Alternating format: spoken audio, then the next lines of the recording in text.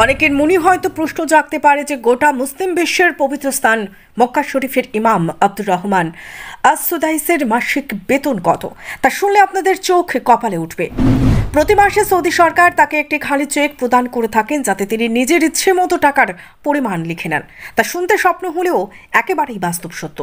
কিন্তু তার চেয়ে বড় আশ্চর্যের বিষয় হলো তিনি শুধুমাত্র নিজের পরিবারের মাসিক খরচ ছাড়া আর একটি টাকাও বেশি লেখেন না, যা ইসলামী ইমানের একটি পবিত্র অংশ হিসেবে ধরা হয়। শায়খ আব্দুর রহমান আল-সুদাইস হলেন সেই মহান ব্যক্তি যিনি মায়ের দোয়া কবুল হওয়ায় পবিত্র মক্কার ইমাম হয়েছেন, যা ইতিহাসের পাতায় প্রথম এমন অলৌকিক ঘটনা। এছাড়া 2005 সালে এই মহান ইসলামিক স্কলার গোটা মুসলিম বিশ্বের সেরা ব্যক্তিত্ব স্থান লাভ করতে সক্ষম হয়েছেন। বর্তমান বিশ্বে হৃদয় জোড়ানো কণ্ঠে কোরআন তিলাওয়াতের জন্য গোটা বিশ্বে পবিত্র মক্কা শরীফের ইমাম আব্দুর রহমান আল-সুদাইস এক অদ্বিতীয় ব্যক্তি। আলহামদুলিল্লাহি রাব্বিল আলামিন, যার কোনো তুলনা নেই।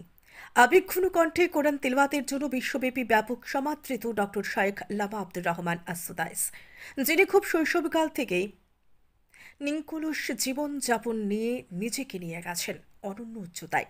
কিন্তু অনেকের মনে প্রশ্ন জাগতে পারে তিনি পবিত্র মক্কার ইমাম হয়ে মাসে কত টাকা বেতন নেন বা সৌদি সরকার কিভাবে তাকে খুশি করেন। অনেকের ধারণা যেহেতু আব্দুর রহমান আস-সুদাইস বিশ্বের সবচেয়ে প্রসিদ্ধ মসজিদের ইমাম, সেহেতু তাঁর বেতনও অনেক বেশি পরিমাণ হওয়া উচিত। তবে তা সঠিক নয়। সৌদি সরকার তাকে প্রতি মাসে একটি খালি চেক প্রদান করে, যেখানে তিনি তার মন মতো সংখ্যা বসাতে পারেন। এই হিসেবে বলা যায় তিনি নিজেই তার বেতন নির্ধারণ করে থাকেন। চিন্তা করে দেখেন একবার, একজন ইমামের প্রতি কত সম্মান দিয়েছে ইসলাম, অথচ আমাদের গ্রামে গঞ্জে ইমামের কোনো মর্যাদা নেই। আমাদের এতদ অঞ্চলে মাসিক 4-5 হাজার টাকা দেওয়া হয়, যা দিয়ে তাদের সংসার চলে। কিন্তু আবার আমাদের সমাজে অনেক নামধারী ইমামের লোভও অনেক বেশি। কিন্তু আব্দুর রহমান আল-সুদাইস এমন এক ব্যক্তি যিনি এত সুযোগ পেয়েও মাত্র পরিবারের খরচ অনুযায়ী বেতন নেন, অতিরিক্ত 1 টাকাও সরকারের কাছ থেকে গ্রহণ করেন না।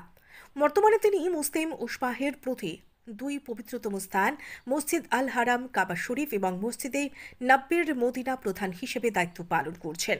তার সম্পর্কে কিছু গুরুত্বপূর্ণ তথ্য তুলে ধরা হলো, যা মানুষের জীবনকে সুন্দরভাবে পরিচালনায় প্রভাব রাখবে।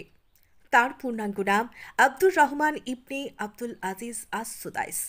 10 ফেব্রুয়ারি 1960 সালে সৌদি আরবের রাজধানী রিয়াদ শহরে তার জন্ম।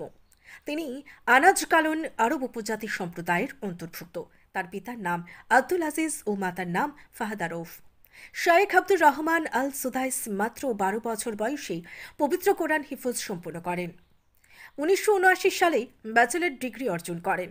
1983 সালে রিয়াদ বিশ্ববিদ্যালয় থেকে স্নাতক সম্মান ডিগ্রি অর্জন করেন। 1987 সালে একই বিশ্ববিদ্যালয় থেকে স্নাতকোত্তর ডিগ্রি লাভ করে পড়াশোনা সম্পূর্ণ করেন। 1995 সালে তিনি ইসলামী শরিয়া বিষয়ে পিএইচডি অর্থাৎ ডক্টরেট ডিগ্রি লাভ করেন। তিনি পড়াশোনা শেষে নিজে বিশ্ববিদ্যালয়ে সহকারী অধ্যাপক হিসেবে যোগদানের মাধ্যমে তার কর্মজীবন শুরু করেন। তারপর উসমুল কুরা বিশ্ববিদ্যালয়ে অধ্যাপনা করেন। 1984 সালে তিনি কাবা শরীফের ইমাম হিসেবে নিযুক্ত হন। একই বছর জুলাই মাসে তিনি প্রথম পবিত্র কাবা শরীফে জুম্মার খুতবা দেন। তখন তার বয়স হয়েছিল মাত্র 24 বছর।